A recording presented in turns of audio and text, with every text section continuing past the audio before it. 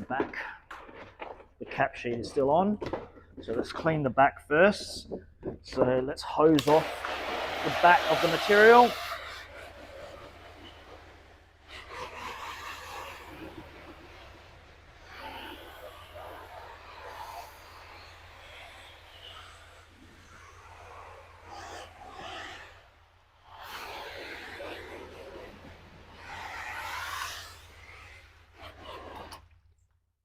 Turn it over.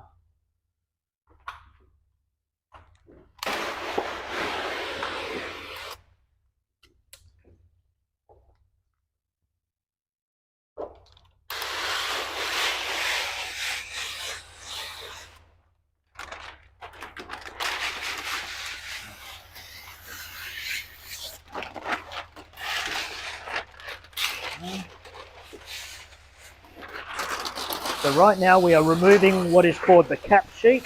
The cap sheet is just a very hard plastic protector sheet that is like the cap over the top of the actual main material. So now we're exposed the actual material, and then that's the backing sheet on the back there. All right, so we're just gonna, this is already pretty clean because the cap sheet was on it and we've only just removed it, but we'll still hose it down because we also wanna just double check, make sure, and also reduce all the static effect.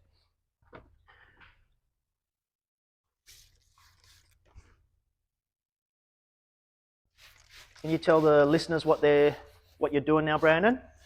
We are slipping the surface of the bonnet with a slip solution, so when we apply the film onto the bonnet, we can move it freely to adjust position. Thanks, Brandon. So slip solution can be made from various different types of soaps. It's just really soap. There's nothing special about it.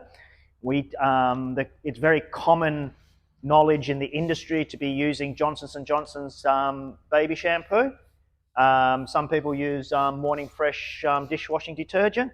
End of the day, it's about having a soap there that is going to be able to allow the material to move. You don't want anything in there that's going to stay under the material that's not going to break down with the glue, because then it'll be trapped underneath the material forever. All right, so now we're going to peel this material back off the backing. But the best way to do this is to have two people holding the material. So me and Seth are going to pull this cap sheet off. But as we do that, we create a lot of static. And what Brandon's going to be doing is spraying slip solution behind it, because we need as much slip solution because it's very sticky and gluey on the back, and all the dust and everything wants to stick to it, and we want to stop that. Okay? Let's flip it around. Okay, so we're going to flip this around. So as we peel the backing off it, it exposes the piece or the glue. Ready? And you can do this with bottles. You can do this with our hose sprayer, which is sometimes easier because you can put a lot more detergent into a hose spray and let the hose sprayer dispense the soap. And this is a very hard part. I know it looks pretty easy because all we're doing is just peeling stuff back, but we're also trying not to crease the material, because when you crease the material with the backing sheet, this is how you can put stretch marks or marks into the material which won't go away. So it's about being very consistent with the way you peel back without causing any sharp bits. Okay, now we're up at this stage, just enough. We're going to quickly put this on. All right, Brandon's going to pull the rest of the backing off. And you want it to get onto the bonnet as quick as possible, because the longer we're holding it, the more shit that's sort of attracting to underneath all this, right? And now it's down, you can now walk around and take your time, because dust isn't going to get back in until you actually lift it up like this. If you lift it up too fast, you disturb the air and then pushes dirt and dust around. And now, this is normally very sticky material, but as you can see, we can move it around freely to do what we want to do, to make it, to get it into position, etc., before we start to squeegee and lock it all in. All right.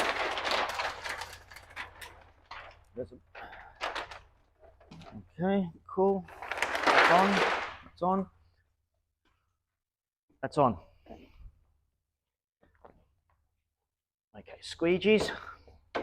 Okay, now that the material is moving nice and freely, we actually don't want it to move freely now in some areas because we want to start locking it in. To do that, we're going to start flushing out the soap that we've put behind it in this corner here on both sides. Because once the soap's gone, then the glue can stick to the surface. Sometimes that's a bit, actually sounds a lot easier than it is. It's like, well, you just flush it out with water, right? Yeah, but sometimes you flushed it out 3 times and it still doesn't want to stick, so you've got to add heat to it. But anyway, okay, we're going to flush out.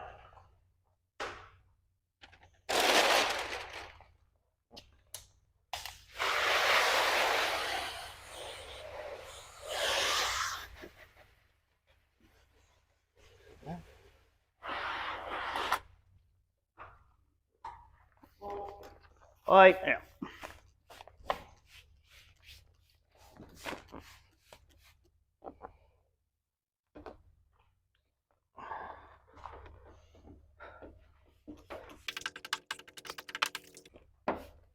Okay, now that this is flushed out and locked down, we use our hands and do this. Try and move the material. If it doesn't move, then we know that it's successfully locked down before we can start locking the other side. So now we want to flush out. And by the way, we have a very fine strainer, stainless steel strainer that's connected to the inlet of this hose, which filters the water from any particles that the eye could see.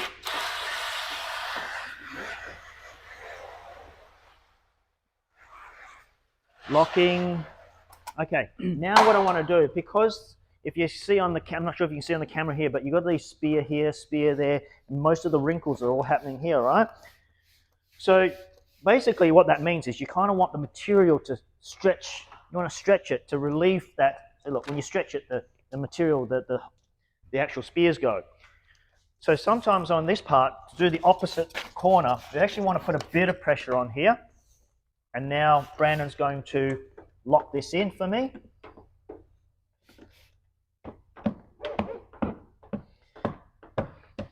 And he's using the front fender as well and squeegeeing the excess material onto the front fender to get it to lock in, because there's a lot of tension on this now, so it doesn't want to stick to this part because there's lots of soap around this area. So every time we try and lock it in, it just lifts back up. So we're using some extra anchoring points. Okay, now that it's stretched on both sides, it reduces some of the spears on this side, but not enough. So to get rid of that, we now need to lock these 2 corners in over here. And we're going to flush this out, both corners, and we're going to pull and then lock that, and then that gives us our starting point. Yes, to get to this, when you get to this level, this is really what I call, just my opinion, I describe it as the, it's locked and ready to start. Okay, so like this is very important. If you don't get this part done, it gets a bit hard trying to get underneath these edges later on. Okay, so now we're going to flush this corner.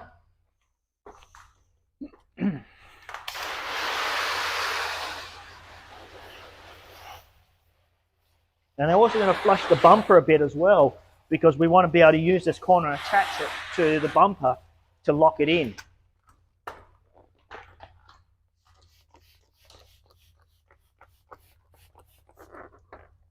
Okay.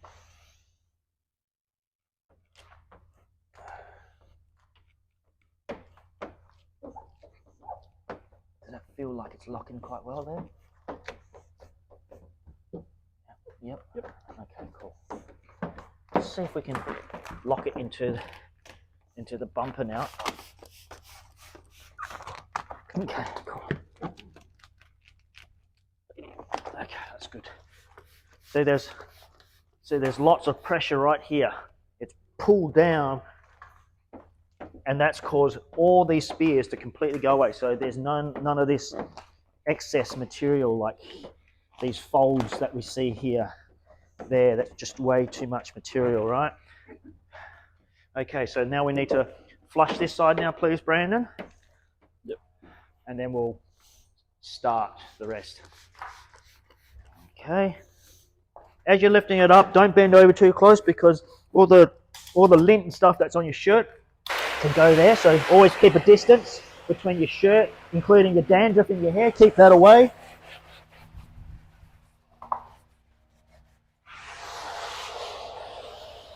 Okay.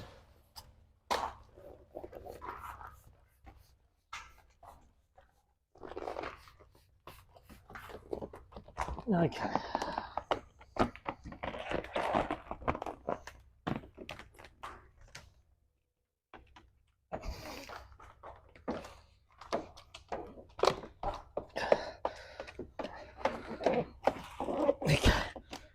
Good. Right.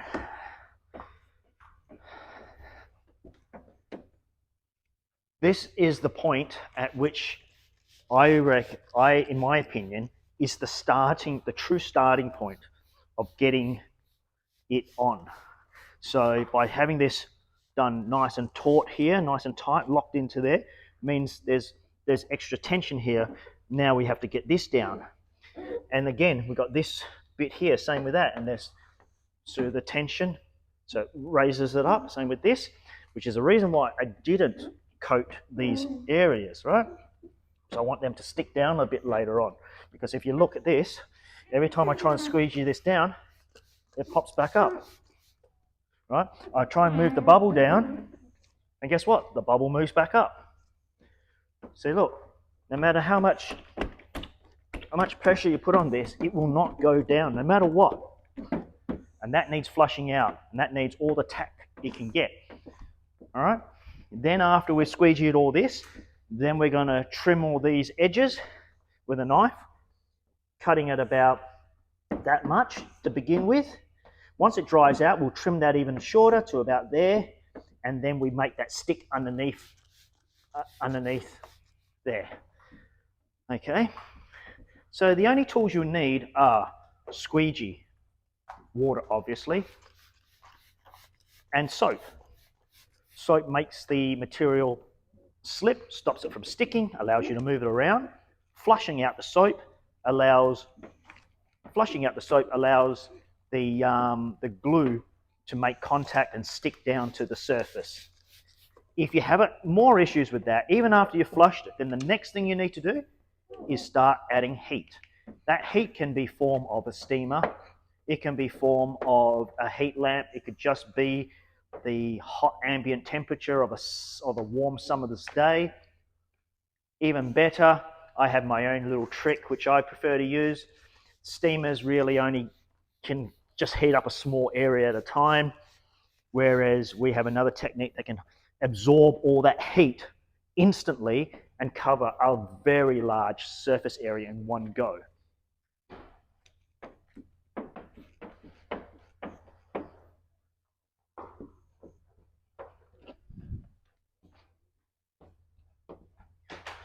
We've got all this, because of the curvature of this bonnet next to the windscreen, we've got all this excess material here.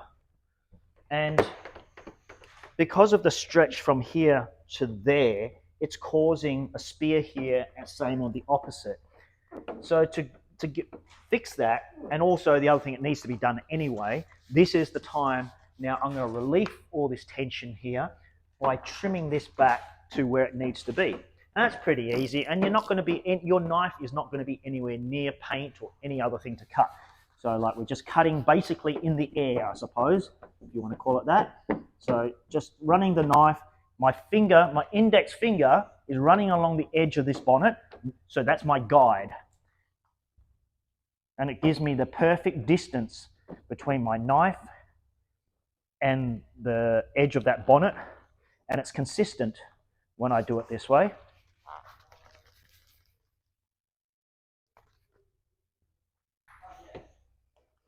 Okay, so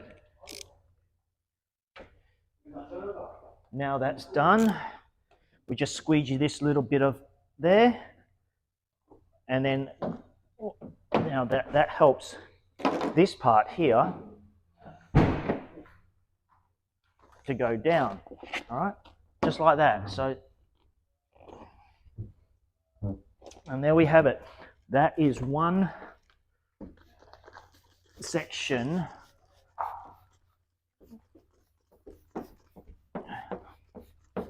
that is now stuck down, and we didn't flush it out with water. We didn't use any heat. It was unnecessary because I prepped it well.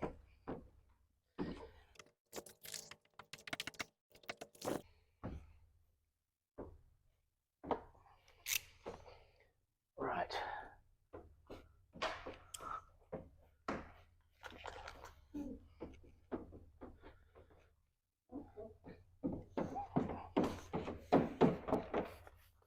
Okay, Mr. Brandon, you're going to help me squeegee, and I'm going to push with my hands.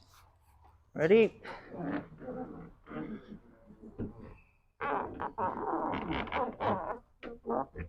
Yeah.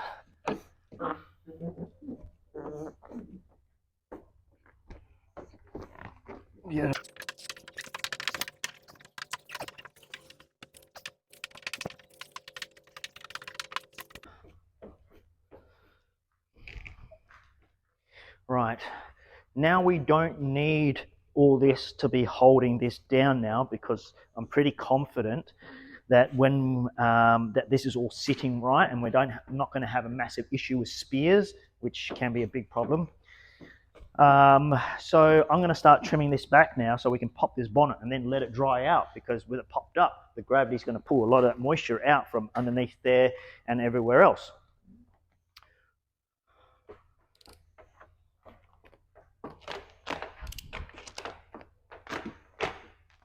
So what you want to do now is unlock the excess material from all the areas and panels that we used to help us lock the edges down. All right, so we want to pull that up, like so, and then we're going to start making some cuts.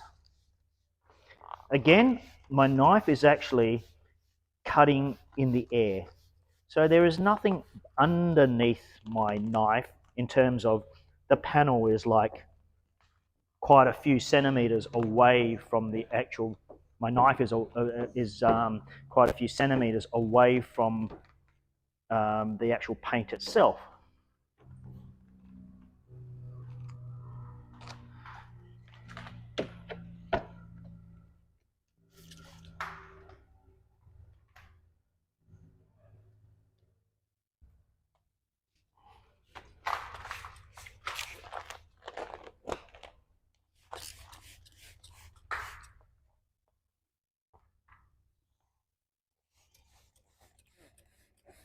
And Brandon is now flushing out underneath the edges of the bonnet with water. With your PPF material, you really only need water. Alcohol does help, but it's unnecessary.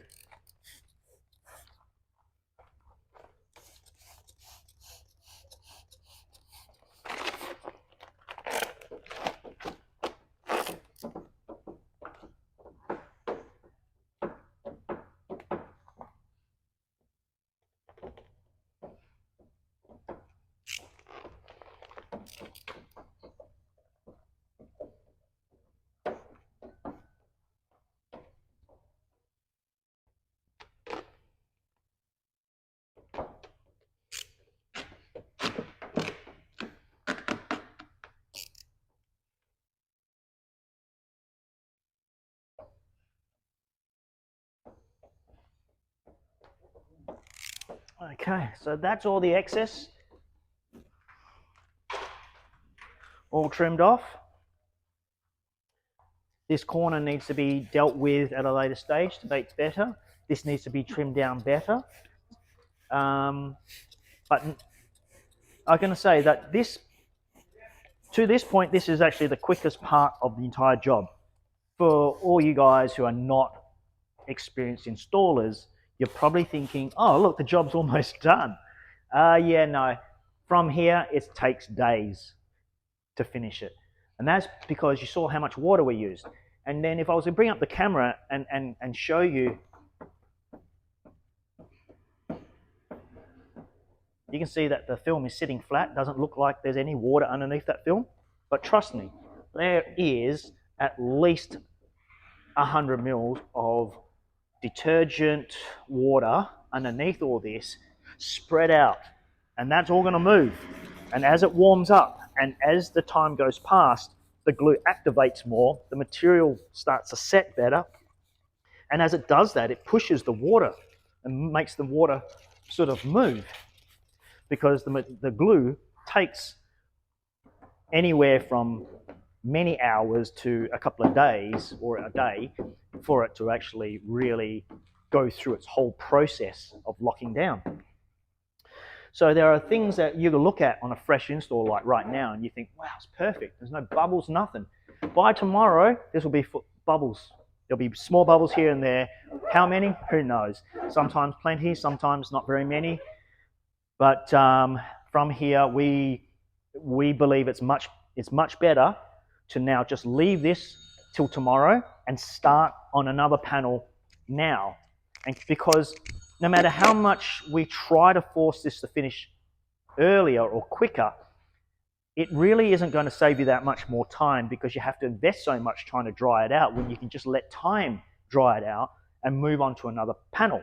The other thing is that when you put too much heat or use heat and work the material and squeeze bubbles and push it and prod it, you actually distort the material. You cause wrinkles and all sorts of things. And like from this distance and the right angle, it'll look perfect, but you'll catch in the right angle and reflection and you'll see this almost like a wrinkle. It almost looks like a piece of paper that you kind of screwed up, and then you tried to flatten it out and you put books over the top to try and flatten it right out and iron out all those wrinkles.